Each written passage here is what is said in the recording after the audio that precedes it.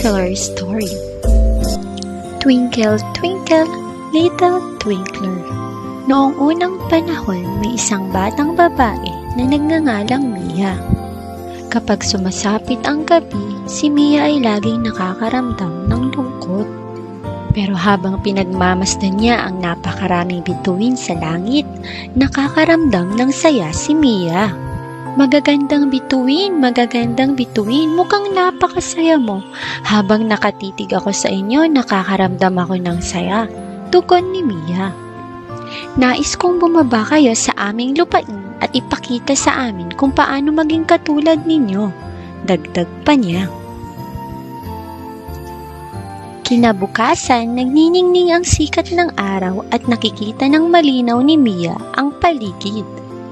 Nakita din niya ang mga bata na masayang naglalaro. Habang pinagmamasdan niya ang mga bata, nagsalita ang araw. Tingnan mo, Mia, ang mga bata ay nagkakasiyahan. Sila ay parang mga bituing nagniningning. Tularan mo sila. Gumawa ng isang bagay bawat araw para makita mo kung gaano ka maliwanag o nagniningning. Simula noon, si Mia at ang kanyang mga kaibigan ay nakipaglaro sa mga masasayang batang babae tulad nila. Ang mga magkakaibigan ay nag-isip ng mga magagandang saloobin.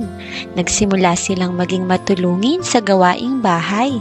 Pinapasaya nila ang kanilang mga magulang dahil sila ay batang masunurin, mabait, at mapagmahal. Nagtanim din sila ng mga halaman, inaalagaan at pinalaki ito. Tumutulong din silang magtanim ng mga halaman sa hardin ng kanilang paaralan at bahay. Ang paggawa nila ng mabuti ay nagbibigay sa kanila ng kasiyahan at ang kanilang mukha ay nagsimulang magningning kagaya ng mga bituin. Ngumiti ang kanilang mga pamilya at nagpasalamat sila sa kanilang ginawa.